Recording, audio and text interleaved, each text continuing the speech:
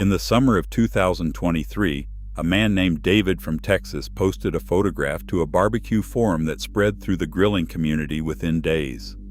The image showed the firebox of his 3-year-old gas grill. The steel had rusted completely through, not surface rust, a hole you could put your fist through. He paid $600 for that grill. His grandfather's Weber, purchased in 1987, is still on the patio. David's grandfather bought that Weber kettle for $49 in 1987 from a hardware store in suburban Ohio. He has cooked on it every summer since. Burgers on the 4th of July, steaks on his anniversary, turkey at Thanksgiving. 36 years of weekly cooks, and the porcelain coating is intact. The grates still hold seasoning, and the only part ever replaced was the ash catcher in 2009. A $600 gas grill lasted 38 months. One grill died in 3 years. The other refuses to die after 4 decades. That is not bad luck. That is not the weather. That is engineering. The deliberate re-engineering of a product that used to be built to outlast its owner into a product built to fail on a schedule the manufacturer already knows. Before the 1990s, the American grill market was built on a different philosophy entirely. Weber's original engineers came from metal fabrication backgrounds. They built the kettle grill from porcelain-coated steel because porcelain-coated steel did not rust. They used cast iron cooking grates because cast iron absorbed and held heat at a level no other material could match.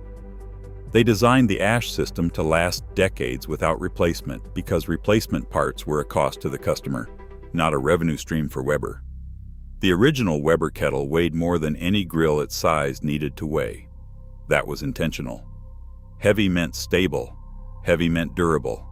Heavy meant the product sitting in your backyard was going to still be there in 20 years, telling the story of what it had cooked.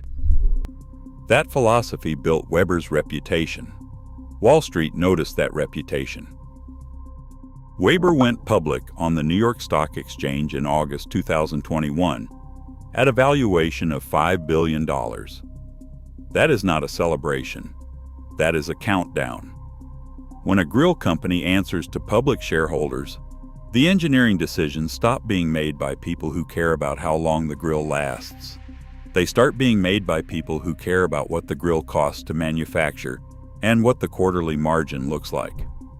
The easiest cost to cut in any grill is the steel. Dropping the firebox steel from 3/16 of an inch to 1/16 of an inch saves $4 per unit in materials. Across 3 million units per year, that $4 becomes $12 million in annual savings, flowing directly to the earnings report. The grill rusts through 2 years faster. Nobody connects the failure back to the boardroom decision that caused it. They blame the rain. Let me introduce the component that tells you everything about modern grill manufacturing. Every gas grill has a heat deflector, a metal shield that sits above the burners and below the cooking grates. Its job is to distribute heat evenly and to protect the burner tubes from dripping fat. On grills built before 1995, heat deflectors were stamped from aluminized steel. They handled thermal cycling without warping. They lasted the life of the grill. On grills built today in the under $500 category, heat deflectors are stamped from the thinnest viable gauge of plain steel and coated with high-temperature paint that burns off in the first season. After 6 months, the bare steel is exposed to direct flame and dripping fat at the same time. Rust begins from underneath where no one looks. By year 2, the deflector has warped, and the burner coverage is uneven. By year 3, it has rusted through, and the warranty has expired by 11 months. The manufacturer knows the timeline. The timeline was set before the product launched. Modern grill manufacturers use the word porcelain in their marketing the same way they use the word professional, to imply something that no longer exists. Your grandfather's Weber used genuine porcelain enamel, fired at extremely high temperatures directly onto the steel. The bond was permanent. The coating sealed the steel completely against moisture and oxygen. Rust had no entry point. Modern grills marketed as porcelain-coated use a spray application process. The coating is thinner. The bond is weaker. At the seams and edges where the steel was cut and shaped before coating, the porcelain never bonded completely. Moisture enters at the seam, and the rust starts from the inside. A viewer named Robert from Georgia sent photographs of his 2-year-old gas grill lid. The outside still looked presentable. The inside had rust formations covering 40% of the surface. The grill was marketed as porcelain coated on the box. The box was accurate. The coating did not mean what Robert assumed it meant. Your grandfather's grill likely used cast iron or stainless steel burner tubes. Cast iron burners corrode slowly and can be cleaned and restored. Stainless steel burners, in the correct grade, resist corrosion indefinitely. Either choice reflects an engineer who assumed the grill would still be running in 15 years. Budget gas grills today use stamped aluminum burner tubes, rated to approximately 500 hours of cooking time. Manufacturers know that rating. They publish it in documentation almost nobody reads. 500 hours at 3 cooks per week is roughly 3 years of normal use. The warranty runs for 1 year. That burner collapse is not a premature failure. It is the product completing its designed lifespan, 2 years after the warranty expired. Your grandfather never had to think about replacement parts, because the grill never needed them. The modern grill business model depends on replacement parts revenue in years 2 through 5, followed by full unit replacement in year 4 through 6. Replacement cooking grates for a mid-range gas grill cost between $40 and $80. Replacement heat deflectors run $20 to $50. Replacement burner tubes cost $30 to $70 each on a 4-burner grill. A full set of replacement components on a grill that costs $500 new can run $250 installed. At $250 in replacement parts on a $500 grill, most owners make the calculation the manufacturer intended them to make. They buy a new grill instead. You get a new grill at the same price point with the same components and the same 3-year failure timeline. The cycle repeats. The manufacturer wins every time.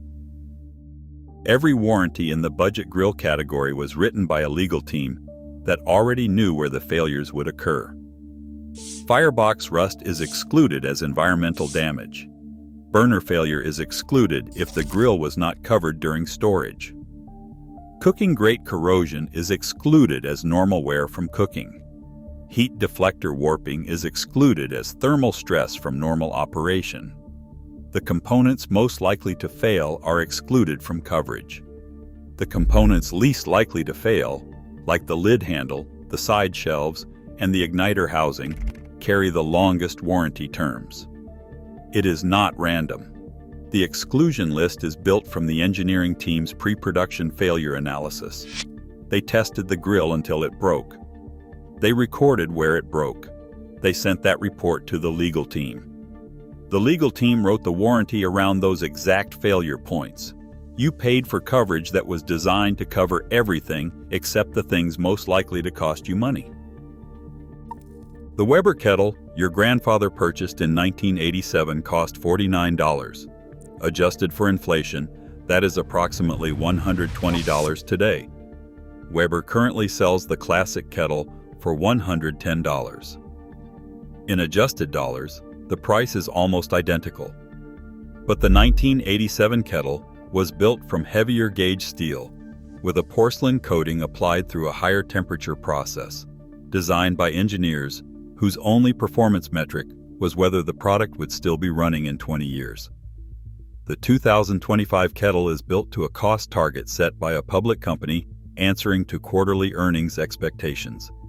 Same name, same shape, same iconic silhouette, increasingly different machine. The answer is not complicated. It is just inconvenient for the companies that want to sell you a new grill every 3 years. First, look for a vintage Weber kettle on Facebook Marketplace or Craigslist in your area. Models from before 2012 used heavier gauge steel across the entire product line. A 20-year-old Weber kettle purchased for $50, cleaned and reseasoned, will outlast any grill currently on the floor at Home Depot. Second, if you are buying new, buy from a company that is still privately owned and still builds to a standard rather than a price point. Yoder Smokers in Kansas, Lang BBQ in Georgia, Napoleon in Canada. Companies where the people making engineering decisions still have their names on the product. Third, ask one question before buying any grill. What gauge steel is the firebox in the cook chamber? If the salesperson cannot answer, the manufacturer is hiding the answer for a reason. Before you replace your failing grill with another one built on the same timeline, search your area for a Weber kettle made before 2012. $50 and a wire brush will outlast anything currently on the showroom floor. If this video opened your eyes, subscribe, drop a like, and tell me in the comments, how old is your current grill and how is the firebox holding up?